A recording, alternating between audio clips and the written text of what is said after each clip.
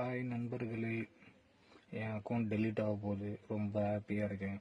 என்னடா வினோத் அப்படின்னா, எவனே எப்படி போனால் நம்மளுக்கு நாங்கள் நம்ம வேலை உண்டு, நம்ம உண்டு. ஏன்னா எவனும் ஒரு ரூபா கொடுத்து நம்மளுக்கு உதவ மாட்டான். ஓகேங்களா? நம்ம உழைச்சா அதுதான் காசு. ஓகேங்களா? ஏன் இதை சொல்கிறேன்னா, ஸ்ரீலங்காவில் ஒரு சம்பவம் நடந்துச்சு. எனக்கே முன்னாடி தான் ரீசனாக தெரியும். என்னடா ஆச்சுன்னா, ஒரு சாப்பாடோட விலை 1800 ரூபா. நம்ம ஊரில் எவ்வளோ? 50 ரூபா, 100 ரூபா. ஓகேங்களா? பரவாயில்ல, மீல்ஸ் ரேட்டு. அந்த ஊரோட நிலமை நம்ம ஊருக்கு வர இன்னும் கொஞ்சம் காலம்தான் இருக்குதுன்னு நான் நினைக்கிறேன். ஏன்னா இங்கே யாருமே சேவிங்ஸ் பண்ணுறதில்ல. ஓகேங்களா? நானும் சேர்த்து தான். எல்லார் தலையிலுமே கிட்டத்தட்ட கடன் இருக்குது. கவர்மெண்ட்டும் கடனில் தான் இருக்குது. ஓகேங்களா? விலைவாசி ஏற்றினே போயின்னுக்கிறாங்க. சம்பளம் ஏற மாட்டேங்குது. பத்தாததுக்கு ஜிஎஸ்டி டேக்ஸ்ன்னு கட்டுறோம். ஒன்று ஜிஎஸ்டி இல்லைனாலும் டேக்ஸ் கட்டலான்னா பரவாயில்லலாம். டேக்ஸுனால் நம்ம இறக்குமதி. ஓகேங்களா? ஒரு ஃபோன் இறக்குனாலும் அதுக்கு டேக்ஸ் கட்டுறோம். ஒரு வண்டி இறக்குனாலும் அதுக்கு டேக்ஸ் கட்டுறோம். ஒரு டீ சாப்பிட்டாலும் 18% டேக்ஸு, இது ஜிஎஸ்டி. ஒரு இட்லி வாங்கி சாப்பிட்டாலும் அதுக்கு ஒரு 18%.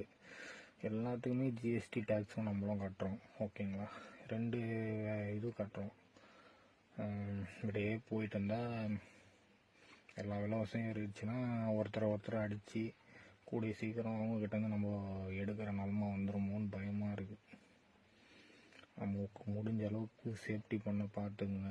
யாரும் சும்மாலாம் காசை தூக்கி கொடுத்துட மாட்டாங்க. ஓகேங்களா? உங்களால் அவங்களுக்கு என்ன பயன் இருக்குது, அவங்களுக்கு என்ன நடக்க போகுது. ஓகேங்களா? இன்னைக்கு யாரும் யாருக்கும் ஹெல்ப் பண்ணுறதுக்கு தயாராக இல்லை. இப்படியே போச்சுன்னா ஒருத்தர் அடித்து பிடுங்கிக்கிட்டு தான் போகணும். பிடுங்கி எடுத்துக்கணும். இப்படியே போச்சுன்னா அவ்வளோதான். இது அழிவை தேடி தான் போகும். ரொம்ப பயமாக இருக்குங்க வாழ்க்கை. அதனால் தான் உண்டு, தான் வேலை உண்டுன்னு இருக்க போகிறேன். இதுக்கப்புறம் எவன் எப்படின்னா போட்டோம், நம்மளுக்கு வேணாம். ஓகேங்களா?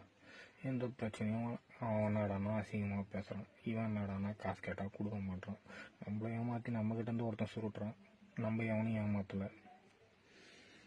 இவனுக்கு பண்ணும்போதெல்லாம் நம்மளுக்கு சந்தோஷமாக இருக்குது, கஷ்டமாக இருக்குது. நல்லா இருந்துட்டு போட்டோம்.